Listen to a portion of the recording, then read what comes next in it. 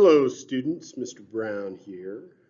This video lecture is for Tuesday, November the 17th, 2020. By now you've read about, you've seen some videos about what was going on in Europe itself from 1450 to 1750. Well, now we're going to look at what's going on outside of Europe, but involving a whole lot of Europeans.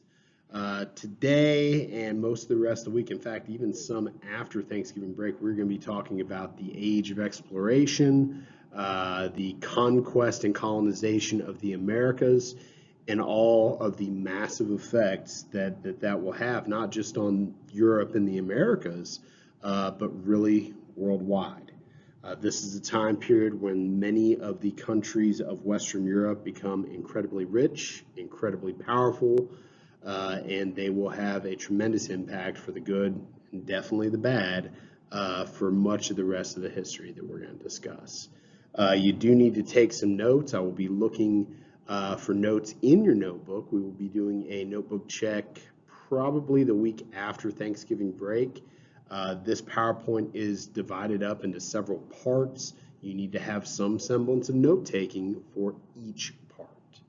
Also, during this PowerPoint lecture, there's going to be times where I'm going to ask you to pause and go watch one of the videos that are in Canvas. I think if you do it in that order, things will make a little bit more sense.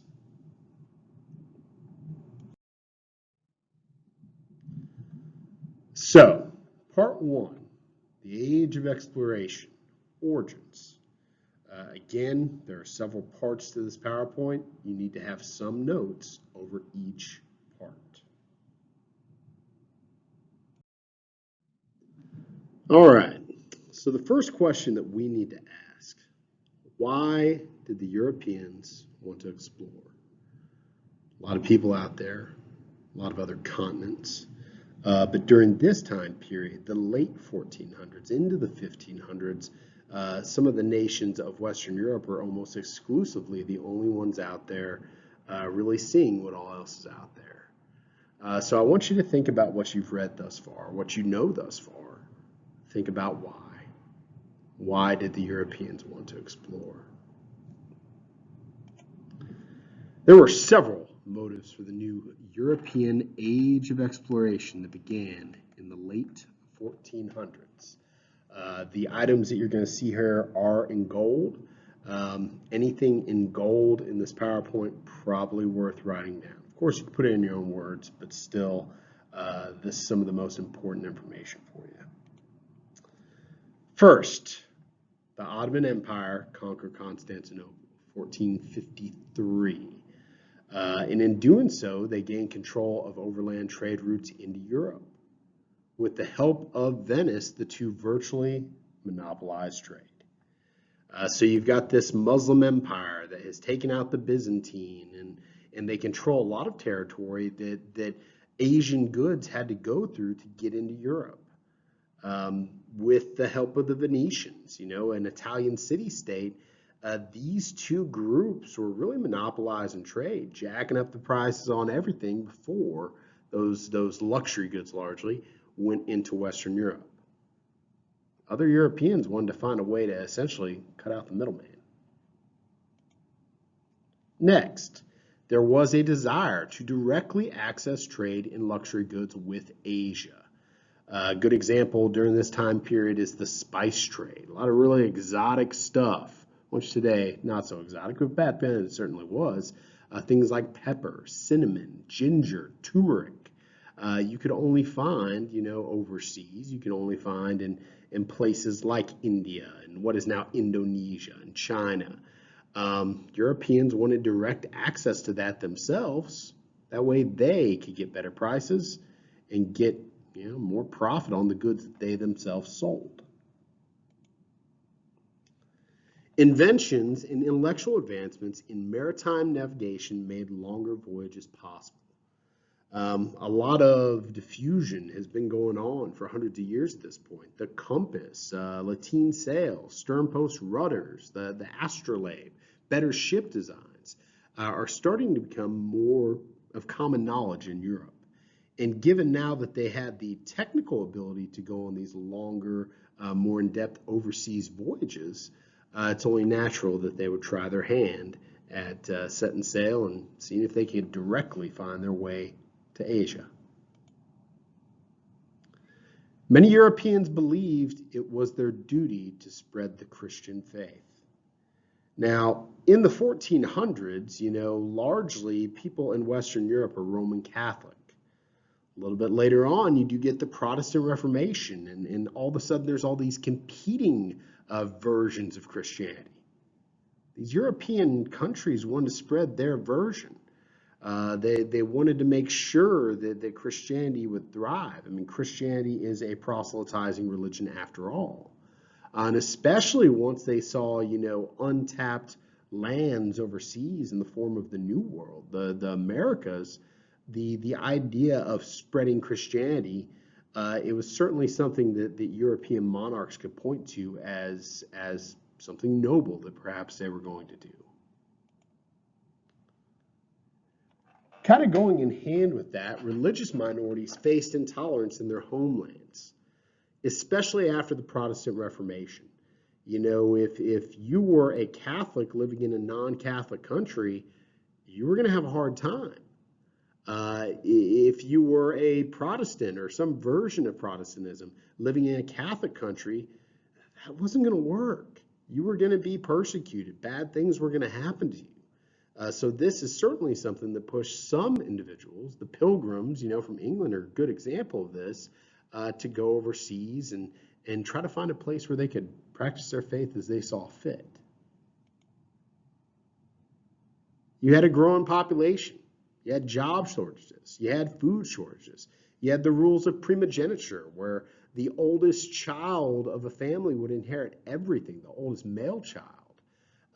Frankly, for some people, there just weren't a whole lot of opportunities in Europe, opportunities that perhaps they could find overseas. And as far as the big motivation for these European nations to kind of invest in these efforts, well, just remember the 3 G's. They want to find gold. They want to find ways to enrich themselves, whether it's gold, whether it's silver. Later on, you'll see that they start harvesting cash crops in places like the New World.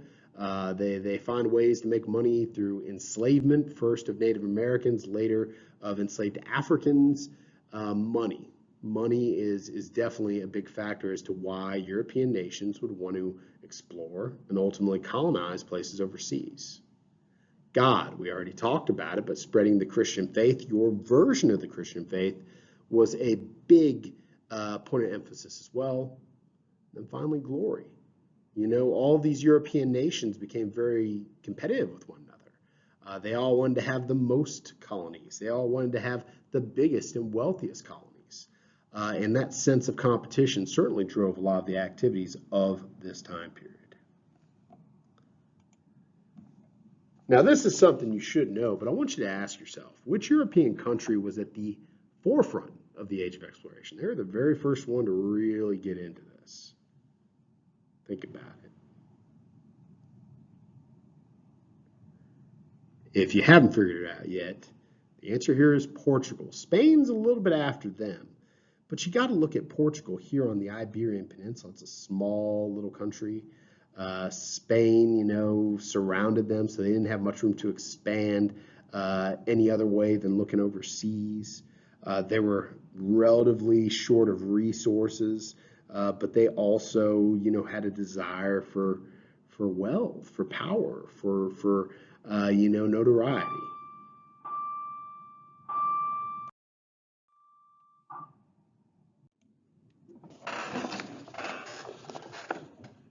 So now that we've talked about the why, now we need to discuss the how.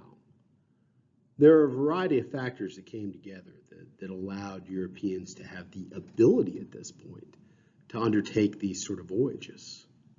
Again, maritime. You see anything in maritime, it means something to do with the ocean, the sea. There were a lot of maritime navigation advances during this time period. Many of them had been around for many, many years, But remember, Europe for much of its history had been kind of lagging behind, especially during a lot of the Middle Ages, before the Crusades. It had been lagging behind a lot of the rest of the Old World, especially. Well, during this time period, because of an influx of trade, because of more cultural diffusion, a lot of this stuff is getting more popularized and widely seen in Europe. So kind of how I've divided it up as far as their ability to do this stuff is in the areas of increased knowledge, better technology, better and newer ship designs, and finally some key individuals who had the bravery, the curiosity, maybe the greed to go and undertake these very dangerous voyages. First, let's talk about knowledge. Cartography is the designing of maps. Maps during this time period weren't great. As you can see evidenced in the upper left-hand corner, we have a map at that point of the known world. Now, on one hand, we look at this and say, oh my God, that's awful.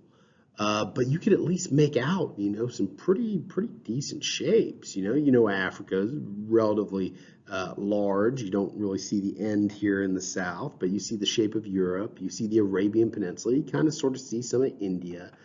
You see, East Asia, and who knows how far that goes. Maybe the maps weren't great, but they were better than they'd ever been in Europe. And people had more confidence, in their relative knowledge of geography. There was an increased knowledge of astronomy. You read about, you watched some videos on the scientific revolution. I mean, people were more knowledgeable about the Earth and the stars and just kind of the natural processes than really ever before. We learned more about wind patterns, about the tides, about the ocean currents, all of which are going to give sailors increased knowledge to feel comfortable in going abroad. Technology is getting better. Now, much of this stuff had been around in Asia for years and years, but more of it has diffused into Europe, and people are getting more comfortable using these things, such as the astrolabe, a device you can use to get your approximate position based on your relationship to the stars. The magnetic compass, from China, improved rudders, that's what steers the ship. And of course, the spread use of lateen sails. These triangular sails are much more efficient at cutting through wind. Using some of these things, you've got new ship designs in Europe. The caravel, from the Portuguese, the carrack, the galleon, the flute, a very speedy Dutch ship. All of these ships, were faster and sturdier and could carry an abundance of goods and an abundance of supplies and people. So the ships themselves were cutting edge for the time, meaning that more and more people were willing to get on board and set sail. But then you got the early explorers. You got the people that took the risk of going out and seeing, what the big old world had to offer. Now, there's a lot of other ones, but these are the ones that I would have you know at least a little bit about. Henry the Navigator, Prince Henry the Navigator, he was ruler of Portugal at one point. He wasn't so much an explorer himself, but he sponsored a school of navigation. He funded a lot of early exploratory efforts, especially around the western coast of Africa. He was very curious. And that sort of curiosity certainly bled into what goes on in Portugal a little bit later on. 1488, Bartolomeo Diaz. He's the first guy to try to sail around Africa. He is successful in that he does get to the southern tip of Africa. No one had ever been that far before. No one really in Europe knew how big Africa was.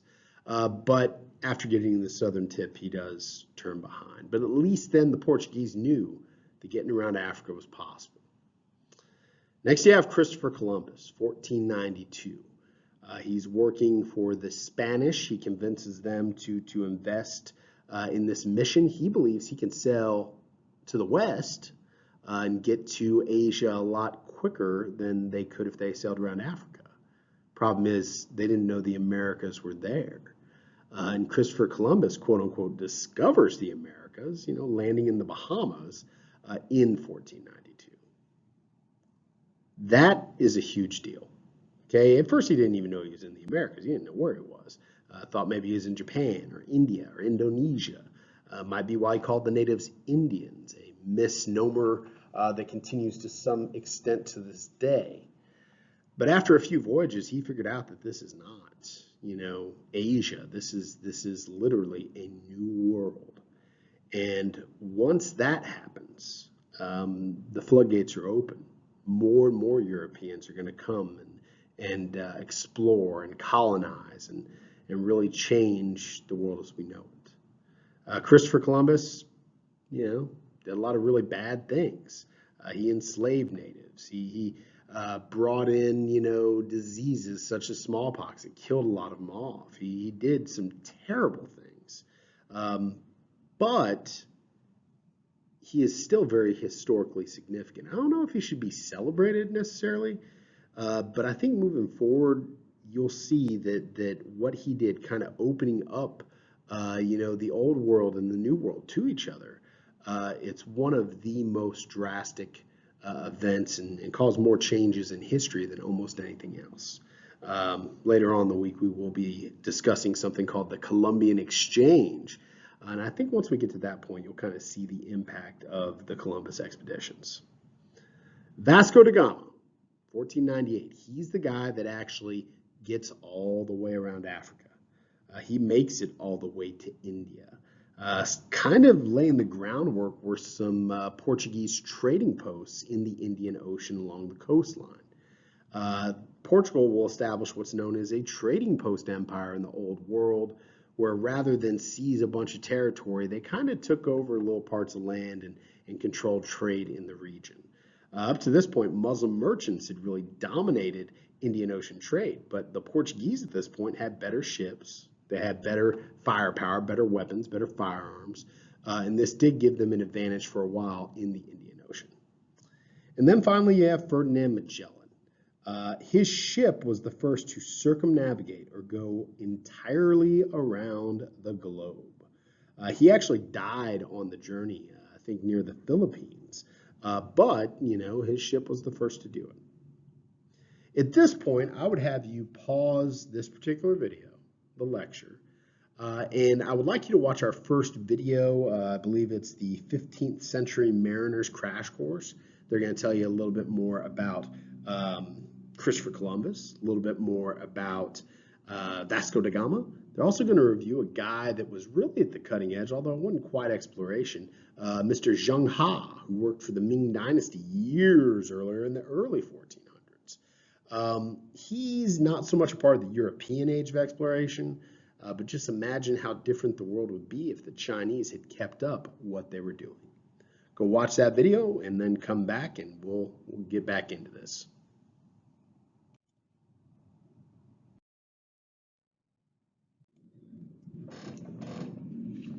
This slide just gives a little bit more explanation to some of the new tools, some of the new ship designs that we've seen.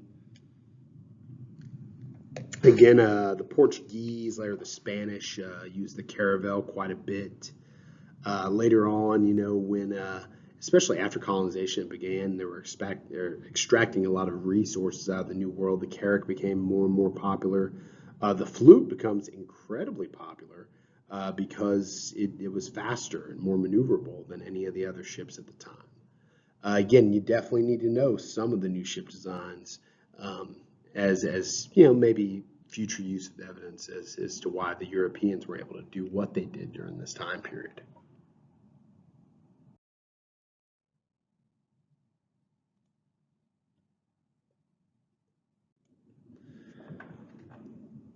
So as we've said, in those early years, in this age of exploration, it was really mainly the Spanish and the Portuguese that were out there kind of engaging in these efforts. After 1492, when the Spanish, started to discover this new world on the other side of the Atlantic, and as we get into the late 1400s and Portugal's, going around Africa and they're directly interacting with Indian Ocean trade, you've really just got these two countries for a while, and they're neighbors, and they're both, very strong Catholic nations. So they go to the most powerful man in the world at the time, in their mind, the Pope, to kind of help mediate what could be a conflict. Who's going to go where? Who's going to get what?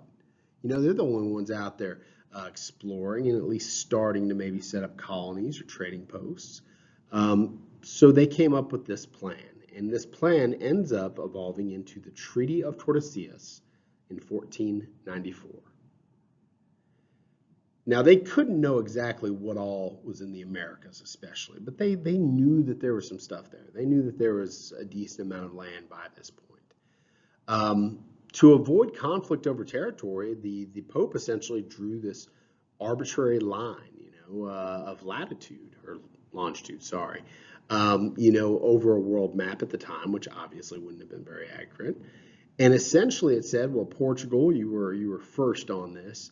You have dibs on most of the old world and a little bit of the new stuff.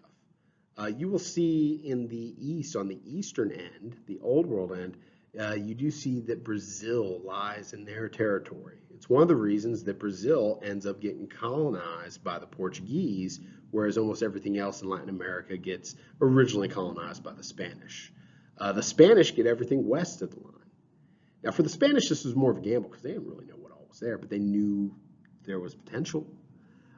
So in the long run, the Spanish end up gaining a lot more. The Spanish Empire becomes huge and incredibly wealthy, the wealthiest in the world at one point. Whereas the Portuguese, they do well for themselves for a while, but in the long run, I think that you'll see that Spain did win. But the Treaty of Tordesillas, it's nice to know. It kind of explains why the Spanish and Portuguese concentrated primarily on different areas.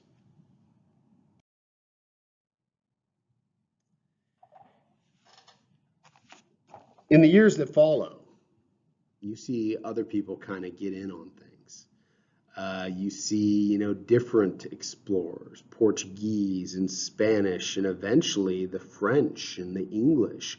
Later on, the Dutch from the Netherlands. Those are the main countries that go and explore. Now, the Portuguese are mainly setting up trading posts in the Old World, in the Indian Ocean. The Spanish are mainly focused on the New World. Later on, the French and the English and the Dutch, they also focus on the New World. If you look at the areas that they went to colonize, once, things have been explored and they can subdue the natives, it gives you at least some indication as to, why you see the cultures that you do. Again, know the countries that were involved in this early wave: the Portuguese, the Spanish, the English, the French, and the Dutch, because for a long time, they're pretty much the only people doing this.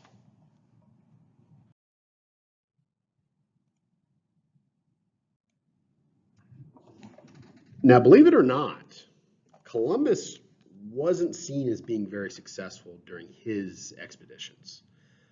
They never found a whole lot of value, not a whole lot of gold, not a whole lot of silver.